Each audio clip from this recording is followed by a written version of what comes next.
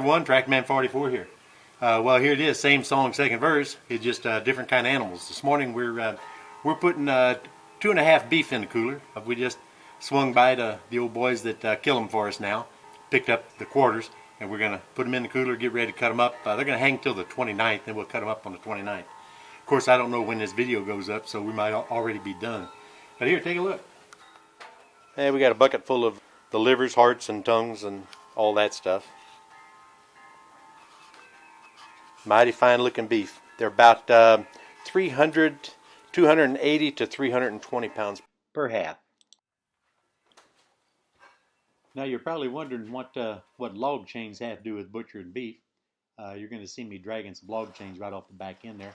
But what you got to think about is, we haul these beef, up from them other old fellas' place, in the back of the truck, and there's a lot of road dust and everything, on these country roads and everything. So what we've been doing is we take that 6 mil polyethylene and lay it on the bottom, and then drape it completely over top of the stacked in beef, and then use the log chains to secure it so it holds it all down, so we don't suck all the road dust and dirt in and on and around the meat, and we don't stand inside the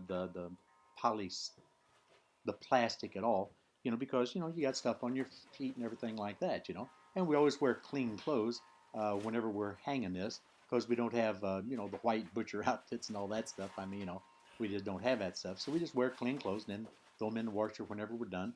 Get a little bloody, get a little sticky, but that's just the nature of the game. You got to do what you got to do. But I think I've told y'all before in other videos that we've been killing our own pork and beef, since, well, my gosh, we learned from our dad. He started learning the butchering from his grandfather when he was only 7 years old, and he brought us up exactly the same way. So we've been at it since we were little kids as well.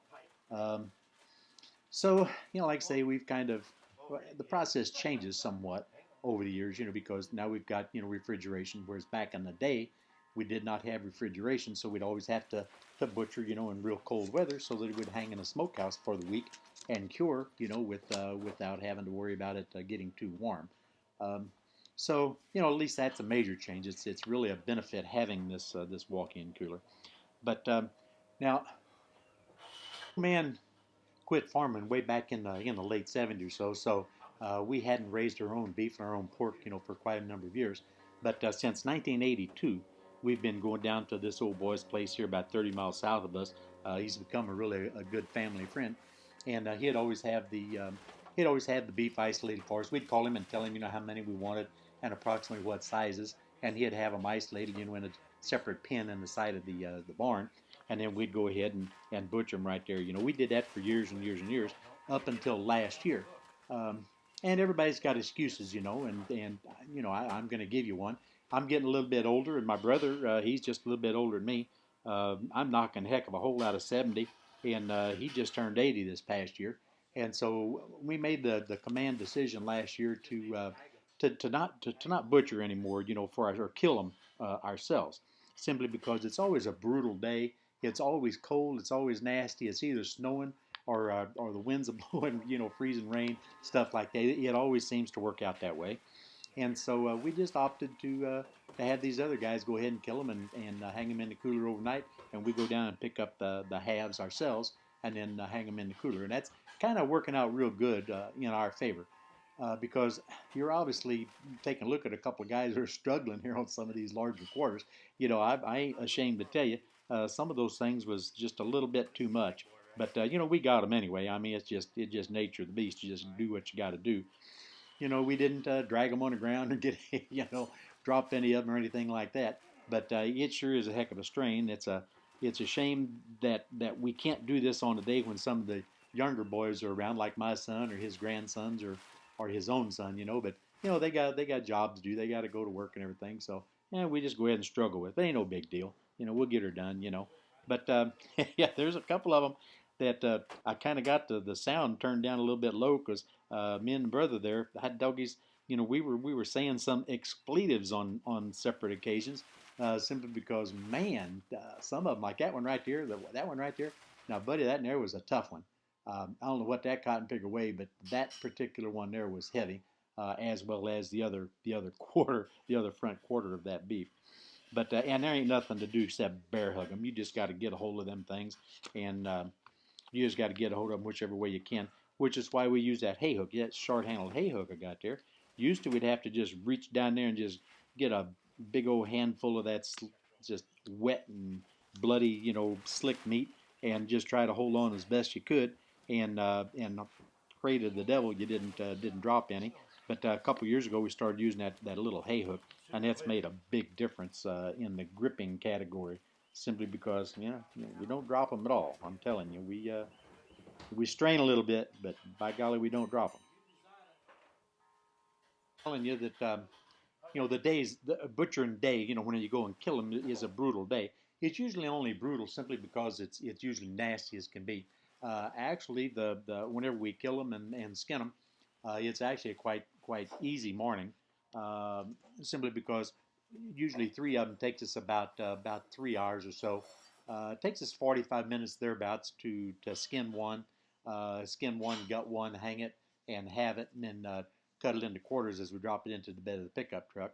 Um, Now we've been lucky enough to have a hoist on the back of a company truck, for years and years, and it's really nice. You got push button up and push button down, and it's a lot better than using a loader bucket off of an old tractor, because sometimes there's all kinds of debris and everything, in that bucket, and it just kind of it's just a little nicer and neater when you can do the hoist routine with the cable. It just keeps everything much cleaner. But of course, we'd always have to stretch out, regardless, you'd have to stretch out the garden hose and scrub everything down. And like I say, you're always getting wet, and it is miserable. But as far as physical labor, the killing portion of this is by far the easiest. Uh, Literally from the time the shot is fired to where we're putting it into the bed of the truck is about 40 minutes or thereabouts, and it doesn't really matter if it's a little bitty one or a great big one. Doesn't really matter. One guy to a leg, and you just go right around them and just lay them right out. There just ain't nothing to it. As quick and simple as can be.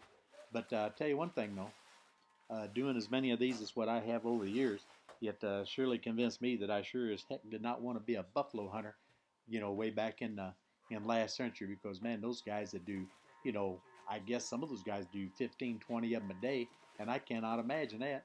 Wallowing those things around on the ground as big and as heavy as they were, and then heck, these little old things here, they're light compared to buffalo. Our big ones are around 1,200 pounds. Most of the time, we're butchering them somewhere between 700 and 1,000 pounds. That's a big difference. You know what I mean? But at any rate, we'd get her done, and but I'm glad we're not doing it anymore. I said we did it. We knocked the camera off.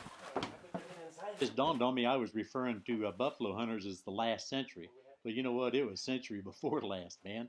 I think I lost a few years there in the meantime. But, well, I hope you all enjoyed watching this guy struggle getting that stuff hung up in there. Next video is going to be cutting meat. The older brother's packing in the livers and tongues and stuff.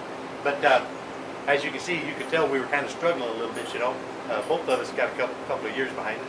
And these things are still a little warm. They're firm, but they're not completely thoroughly chilled, so they're a little bit floppy. And you saw a struggle on a couple of the bigger quarters. But that's just the way it is. But we got them in the cooler. They're going to hang here for at least a week and a half, whenever the 29th is. And that's when we're going to go ahead and make little pieces out of big pieces. So at any rate, you know what? For right now, this Trackman 44, I'm out of here.